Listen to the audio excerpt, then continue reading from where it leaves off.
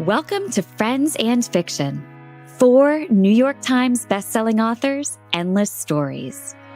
Novelists Mary Kay Andrews, Kristin Harmel, Kristy Woodson Harvey, and Patti Callahan Henry are 4 longtime friends with more than 70 published books between them.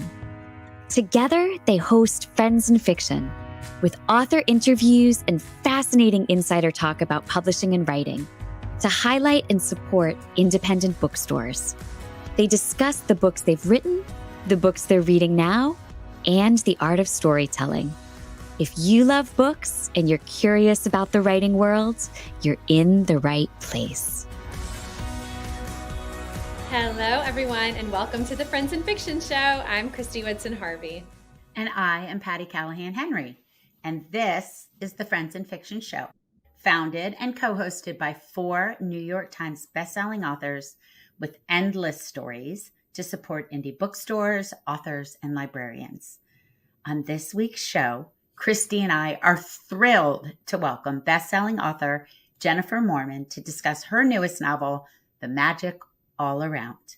It was just released on January 16th with all kind of buzz. It's everywhere. You can't even go on social media without seeing it, and it's beautiful cover and colors.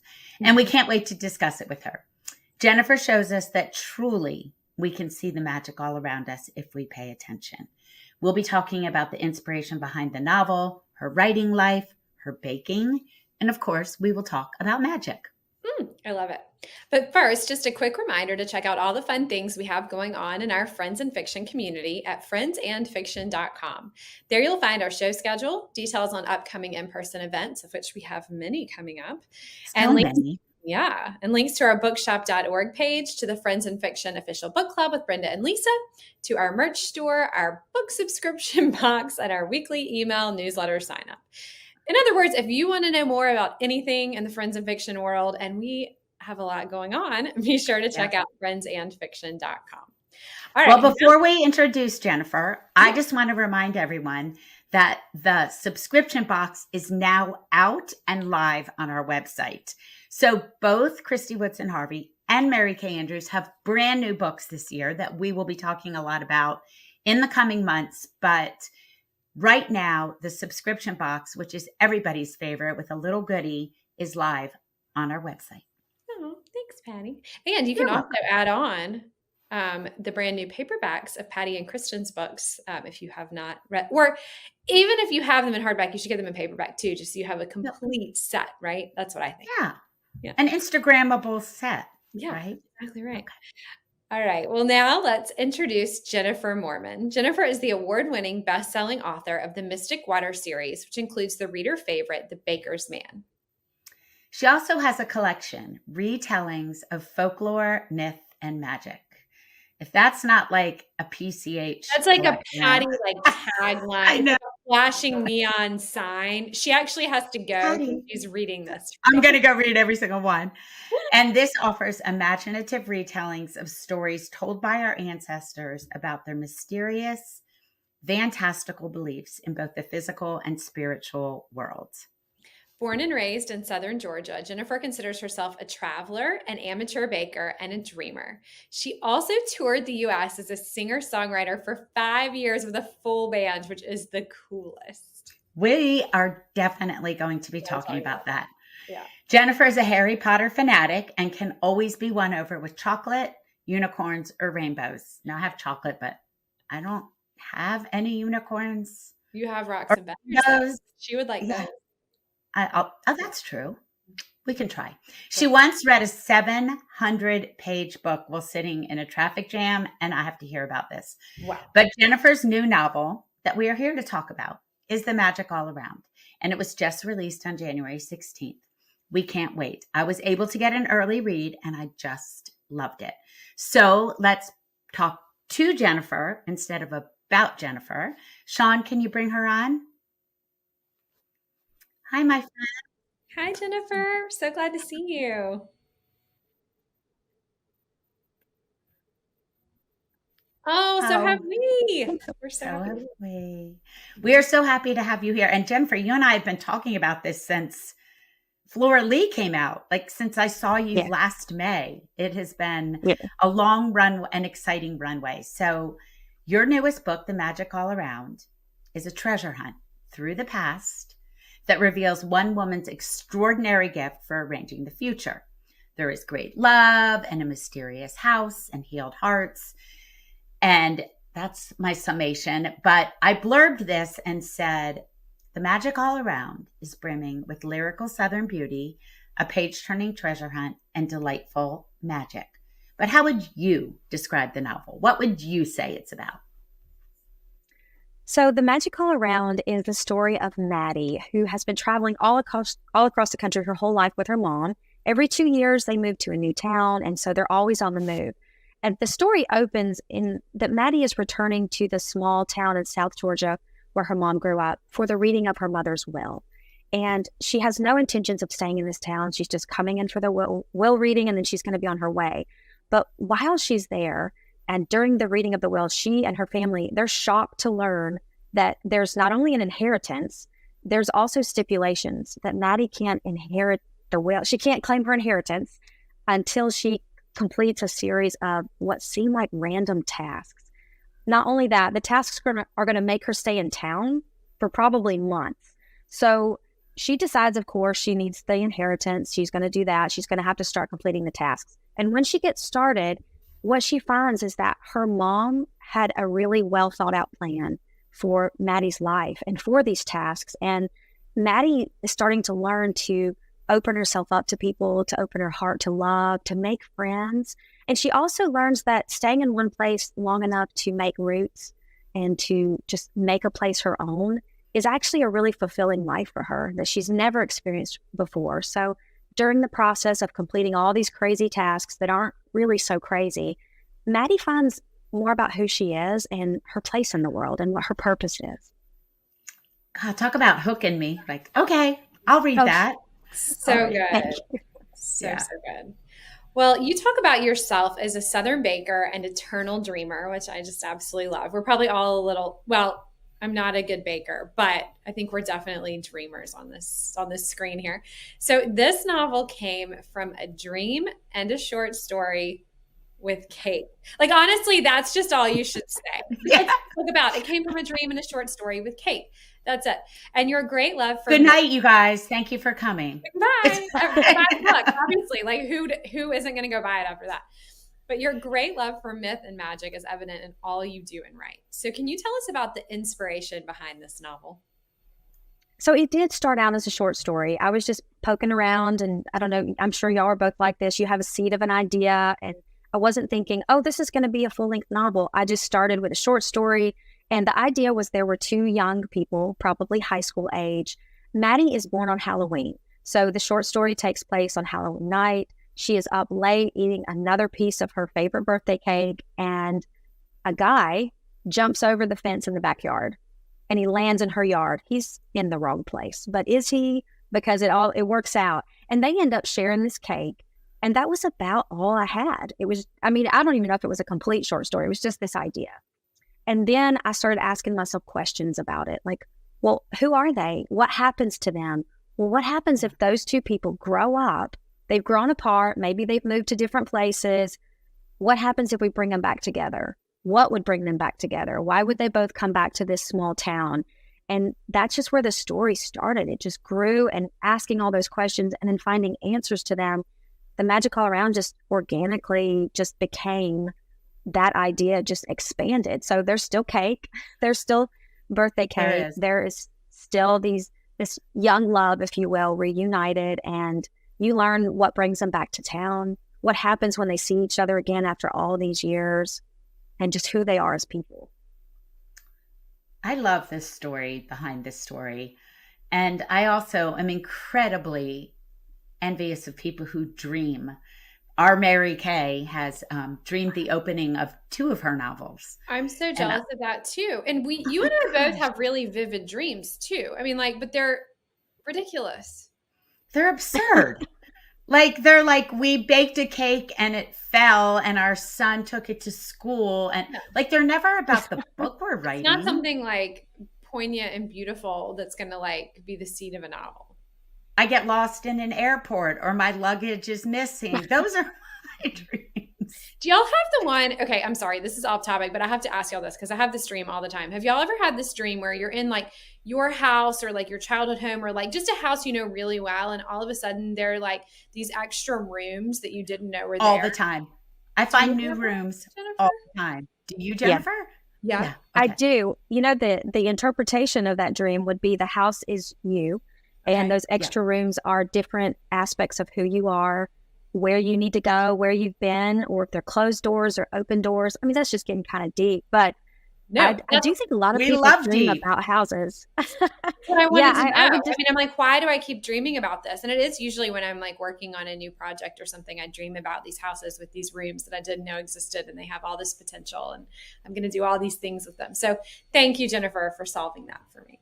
Thank you for being our dream interpreter. I have that dream too. Or sometimes the room is completely furnished. Sometimes it's not. Sometimes it's in the basement. Sometimes it's a room that sprung off the attic. I have it all the time too. I mean, okay, back to your characters, whom I adore. Let's pretend we're at a dinner party and Maddie and Lilith are just about to show up, but you have to describe them to everybody in the room. How would you introduce Maddie and her mother Lilith when they aren't there yet and they can't hear you? Oh, wow.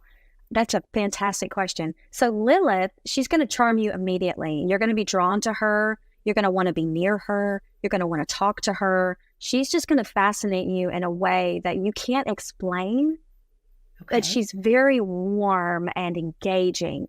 And Maddie is going to be more reserved.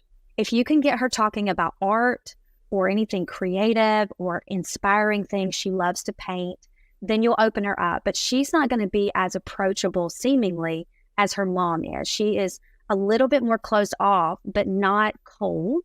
But if you engage her in any kind of conversation about art or creative, you'll have a friend. She will continue talking to you, and you'll have really good conversation. How about Penelope? Penelope, she is definitely quiet and reserved. She is the one at the dinner party who's watching everything and pulling everything in, observing.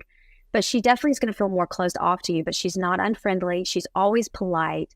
But if you can get her talking about her family or her house, she will open up to you, but it'll be slow because, again, she's not unfriendly, but she's not going to be openly offering you personal information about herself. It's so fascinating because when you sit down to write the novel, sometimes I know all those things about somebody, and sometimes they just show us who they are during the book. So for these three characters, did you know that before you started writing, or did you come to know them as the people you just described, who are, they're kind of the trilogy that keeps the story going? I think it was both. I think organically, like you said, a lot of my characters grow from the start of the story till the end, so that even so, when I get to the end, I will go back to the beginning and tweak them a little bit because I can see who they really are. But I did know a Lilith. I knew that she was this energy that you just wanted to be around, that men are fascinated by her. They're just drawn to her. She's just that person that, like a laser beam just pulls you toward her, but she's very friendly and very open. So I knew that about her when I started because there's pros and cons to that personality. You can really love her or you can really be turned off by that depending on the kind of person you are. The other two, I think, grew along and along as I wrote the story. Oh, I love that. That's so interesting. You really nailed the answer to that question. And that's a hard question. Like if someone said, like, how would you explain to them? And it's never, I mean, that was a really good, I'm very impressed. Thank you. It was hard. It was hard, by the way. Well, one of the things that I love in fiction and in real life and writing about is houses and the stories that they tell. And the house in this novel has its own personality, and I just absolutely love it. And my newest book, A Happier Life, opens with the point of view of a house that has its own story to tell, which I think that's really, really fun. So, but I love your house. It's a century-old Victorian with enchanted wood and a radio that tunes itself to the right mood. And I love these imaginative and magical touches. You wrote that originally your intention wasn't to make the house its own character, but now it is. So how did that evolve during your writing process? I do love this house, and I loved it more and more as I got into it. I didn't intend for the house to really be enchanted, but I knew that it was different. And it started during that short story, in that I mentioned that Maddie can hear whispers in the basement. Not creepy, not ghost stuff, but there were whispers in the basement as though it wanted to tell her something. But she could never find anywhere in there where there was an air leak. There was no wind ever coming through. But she just kind of, yeah, okay, whatever, this is just a basement. But there are all these little rooms and like secret compartments inside the house. And so when it came time to bake her birthday cake, it came to me that the pantry will rearrange the items for the cake. So whatever you're wanting to make, the pantry will move things around so that you can see them and you can grab it easily. And then it just grew from there. If you're trying to go somewhere and the house doesn't want you to, it might close a door.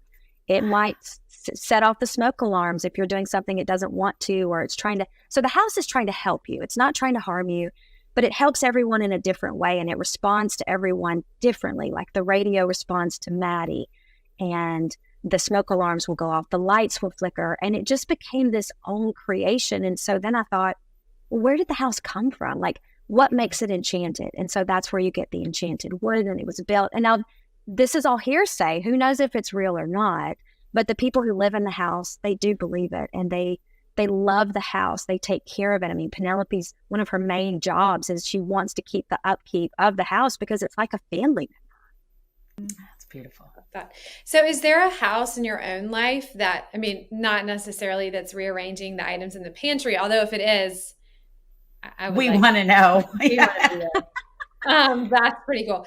But is there just a house in your own life that has that kind of like symbolism for you, that it's almost like a family member? Gosh, that's a great question. I mean, the house where I grew up is my childhood home. It's actually the only house I've ever lived in at home with my family. So I've definitely moved since then, but it's still my childhood home. But as for the magical element, I always feel like everything around us has come from something living, like the wood that in your house, the stone, the mortar, the way that your furniture is made, the fabrics, everything comes from the earth. So everything is actually alive to me. So even the house I live in now, I call my magic house. And when I come home, I'm like, hey, house. It's silly, but it's just part of kind of what I guess makes me quirky. So I think any house to me, like how you said your story opens with a house and it's from the house's point of view. I love that because I think that a house holds your memories. It holds ghosts. It holds all kinds of stuff. And so I guess any house you could go into, if it was full of something, you could feel it. Yeah. No, I also think about the, oh, sorry, go ahead, Kristy. No, I was just going to say the house that we live in now was built in 1903. And I think all the time, and it's very old, I mean, it's very new for our street. A lot of the houses are from the 1700s. And I think all the time about all the people that have lived here and all the stories that are like held within these walls. If we could just hear them, So I think it's such a fascinating concept because you're right. I mean, our houses are in a lot of ways like these kind of living, breathing things. And, we might be here taking care of them for a while, but ultimately they're going to be someone else's and they're going to come along and they're going to have new stories. And it's an interesting thing to think about when you really do. I also think about the hands that built it. Yeah. I guess because I've been in the middle of renovations, like everywhere I look, I'm like, oh, they were working on it. So there's not just the people who live in it and the actual materials that are living in it, but the hands that built it. Yeah. And Jennifer, like to your point, we have these columns on our front porch that are from ship's masts from the 1900s, but like every now and then there'll be like a little trickle of sap that'll come down. And I'm like, this thing is like still alive. I mean, this thing was on a ship and now part of a house and still like there's this little like life. So in cool. it. It's really cool. You're so They're cool. not It is inanimate. cool. Yeah, nothing's inanimate at all. Which leads me to this. I know you love myth and magic and understand the kind of vibrant life force behind things. And it's just a fact that we all try to find the sublime in different ways. Can you talk to us about how magic and myth have affected your life and your storytelling? Oh, wow. Well, I do think there's magic everywhere. And I think you can say that word, but also I think kindness is magic. I think love is magic, goodness. There's so many things that, somebody's puppy dog. I know, sorry. Which is also magic. But I think that it's everywhere if you look for it. So for me, I'm always looking for it. I do look for the silver lining. I try to look for the sun when it's not out. I mean, and I mean that figuratively. I mean, I'm just looking for the goodness that is in everything, even on the even during the times when it's hard to see it. And just, I guess magic to me makes me think of gratefulness and thankfulness, and just practicing that and being very intentional about being open to it, open to where it can come from, just from meeting a person, just someone showing up just when you need them. So for me, magic is in all things, and definitely in storytelling, just in a very basic level. Like I'm saying, like when your characters, bringing characters together, the things they experience is just part of, gosh, I keep saying the word magic, but I do feel like for me, it affects everything because it's such an innate part of me. And so it's automatically going to come out in my writing because it's my voice. So it's just like putting myself in everything I do. So it's going to show up. That's amazing. Okay. So I think we understand a little bit about how you see magic, which is really cool. And I love that interpretation because it is much more like accessible, I feel like, than what maybe sometimes we think of as magic. So tell us about magical realism. How do you define magical realism? I try to define what you write. I mean, do you identify with that, I guess? Yeah.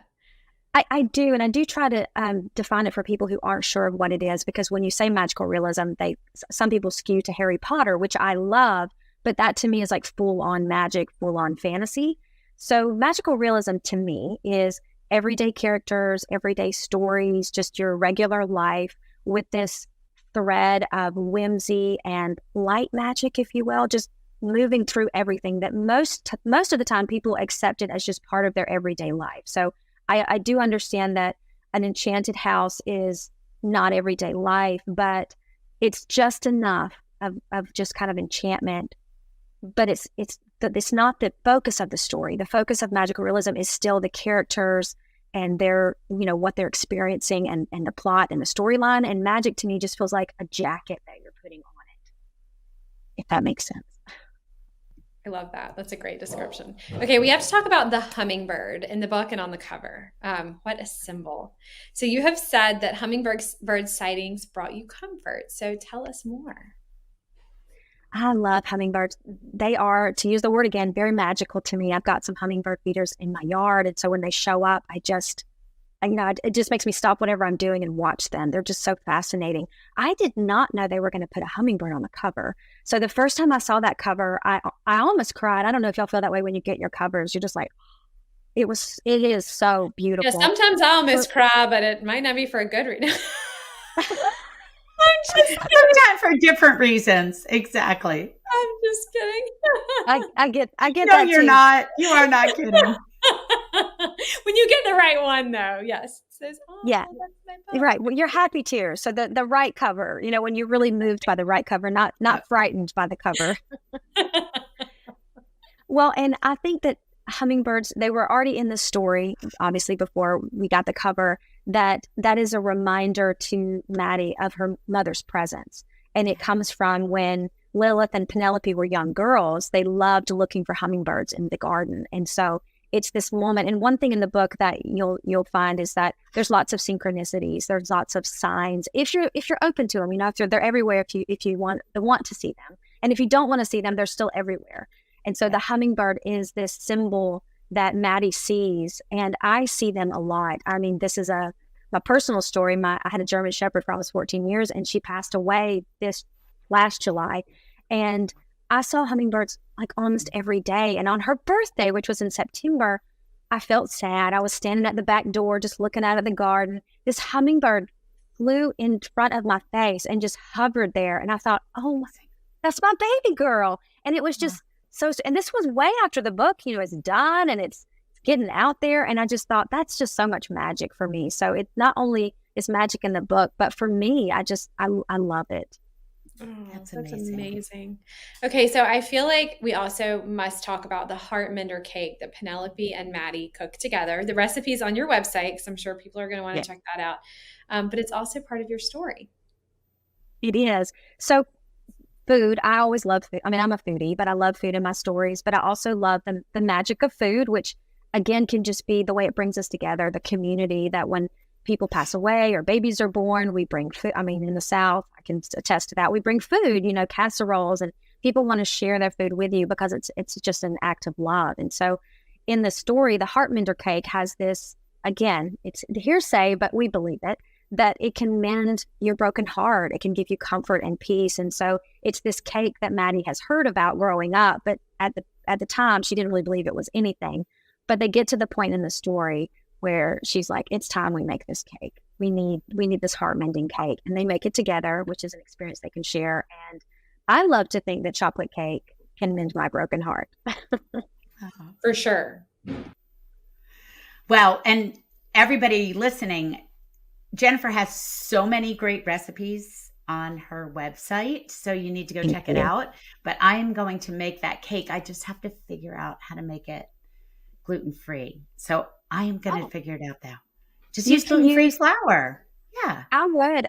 King Arthur has a 1-to-1 ratio for gluten-free flour. So I think that would be fantastic. And I know it'll taste delicious because what pushes that cake is the chocolate. I cannot wait. So I want to talk about the mother-daughter bond in this story, which is profound. I ate with the loss of Maddie's mother. You did a really good job making us feel that. Which leads me to talk about theme, which I love talking about, because some people go into a story with theme and other people, find it as they go along, and sometimes a little bit of both. So did you pursue this theme intentionally, which is kind of a question that leads to the larger question? Can you tell us a little bit about your writing process? Oh, goodness. Okay. So I don't normally start with a theme in mind. I really don't. I think it just shows up while we get into the story. Maybe at the end of the story, and you can look back and you think, oh, gosh, there were some themes in there. So for Maddie losing her mother, the theme of mothers and daughters was not something I was conscious of as I was writing.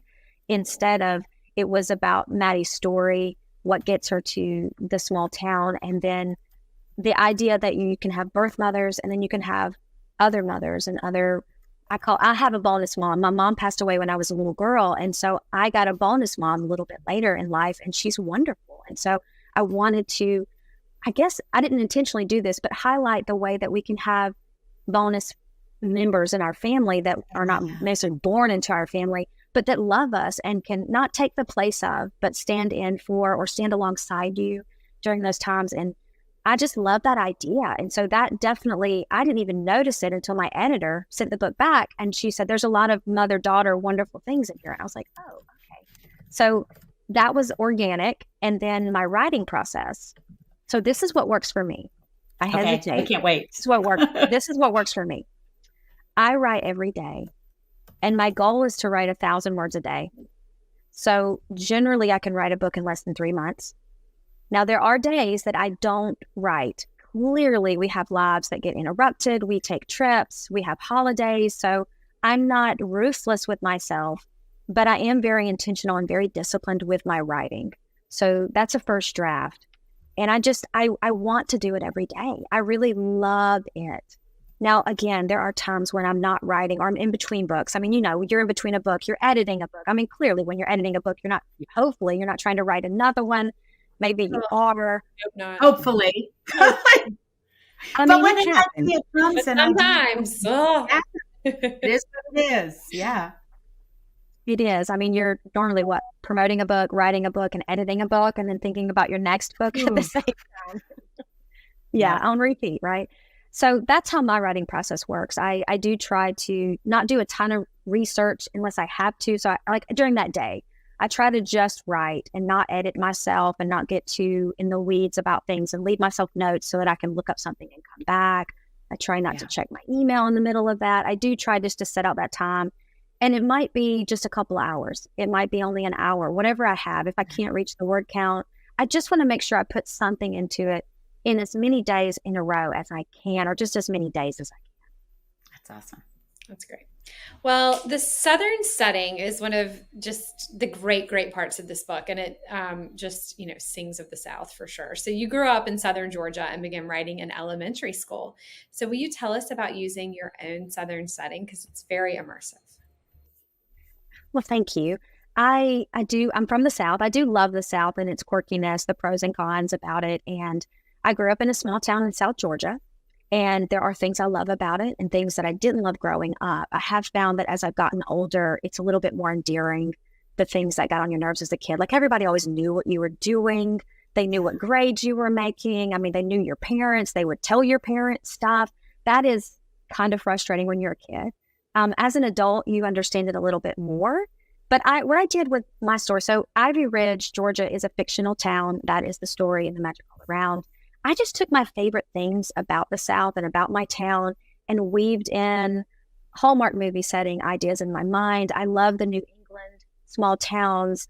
So it's kind of like an amalgamation of all of those things. But for the Southern aspects, I mean, I'm still in the South. I'm in Nashville, Tennessee, and in South Georgia growing up.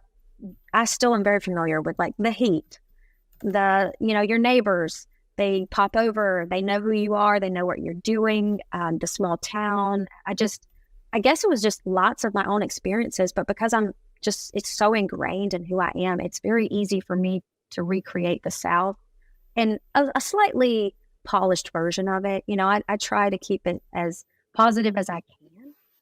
Yeah, that's awesome. I write about the South often, but I grew up north. So I always feel like there's a vast difference between the way Kristy and the way you see the South and the way that I come to it as an observer. And I can feel that difference, and I love it because we need both views. But right now, I must hear about you touring the U.S. as a singer-songwriter, because Kristy and I dream of the same. So talk to us, talk to us about that. That's our next chapter. Do you want to be or the chapter in our parallel life that we can't see? Yeah. It'd be a girl band. Jennifer said she could. I would love that. Uh-huh. It would be awkward if she said, no, I won't. So I feel like we're kind of her backs against the wall, but yeah. No, I would love to tour. I would love to tour in our girl band. Yeah. So that's been a while ago. One of my first dreams was to be a professional singer. So I moved up to Nashville, Tennessee. I went to college here. I studied the recording industry program so that I could know all about the business that I wanted to tour. And I actually toured for about 4.5, 5 years all across the U.S. I had a band. We were so young, y'all. I think the oldest was 22. So put that in perspective. We were children, at the time looking back. So I'm actually amazed at all the things that we did. We opened for big bands. We played in casinos. We played at big fairs and festivals. And it was a fantastic experience.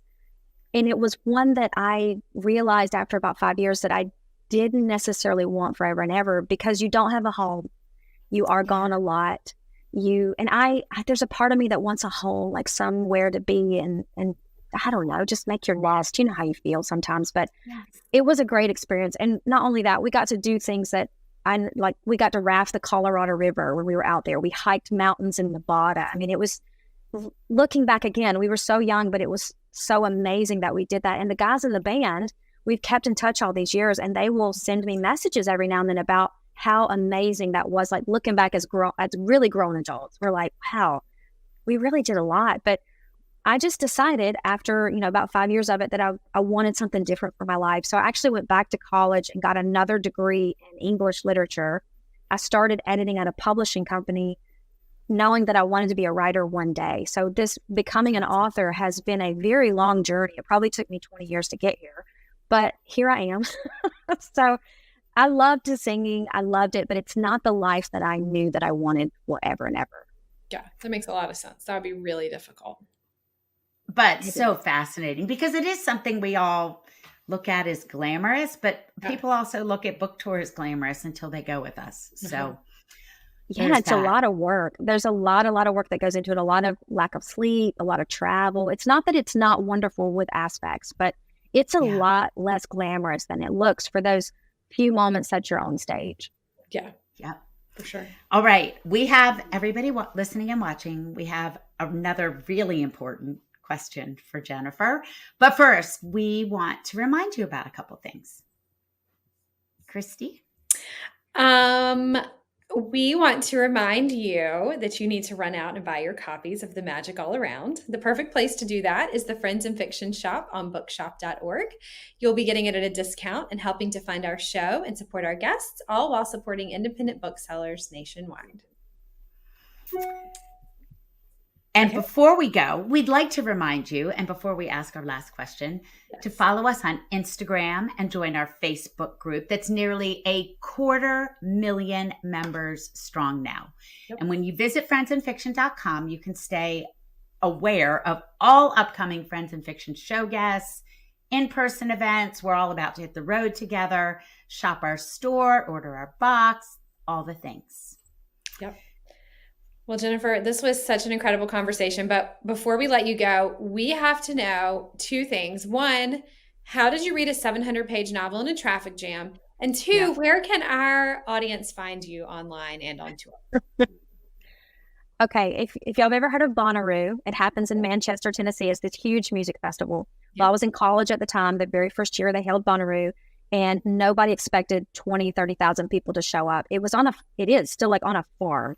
And they did not have the parking. So not knowing anything was going to happen, I was driving to Atlanta to see some friends that weekend, and Bonnaroo traffic was here, which we didn't know. I was about a mile past the last exit that you could get off on. And I was in that traffic jam from 3:00 in the afternoon until 2:00 in the morning. The cars were not moving.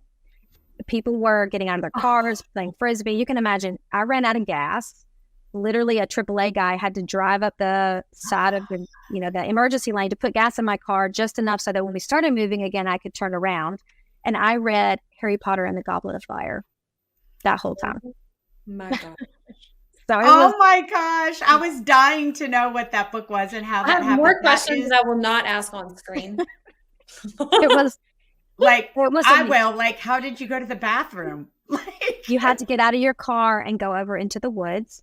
I had no food. I mean, it was a nightmare, but people were trying to make the best of it. But yeah, people were just getting out, going over. There's, Tennessee where I am is very wooded, and they were just going up into the woods and coming back and hanging out. And it felt very much like Woodstock if Woodstock had happened on an interstate that was shut down.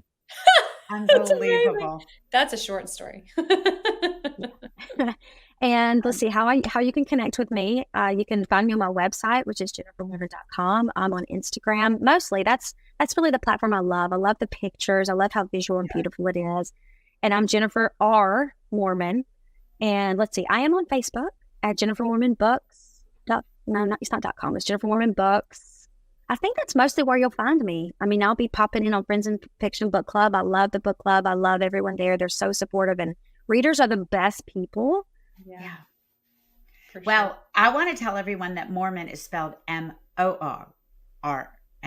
So there's not Mormon like the religion, but Moorman, Moorman. All right. To all of our viewers and listeners, thank you so much for tuning in. If you love the Friends and Fiction Show, we hope you'll leave a rating or review and remember to tell a friend. If you subscribe to our YouTube channel, you can catch all our back episodes and never miss a single show. And when you subscribe to our podcast, it's like having Friends and Fiction in your pocket. Be sure to tune in next week as Patti Callahan Henry and Ron Block welcome Amy Jo Burns to discuss her new hit novel, Mercury. That interview will air on the Friends and Fiction Facebook page and YouTube on Wednesday, February 7th, and it will be posted to our podcast for your listening pleasure on Friday, February 9th. Jennifer, thank you so much for joining us. What a fascinating conversation. Thank you so much for having me. It was so fun. Bye, everyone. Good night, everybody. Thank you for tuning in. You can join us every week on Facebook or YouTube, where our live show airs on Wednesday nights at 7 p.m. Eastern Time. Also, subscribe to our podcast and follow us on Instagram. We're so glad you're here.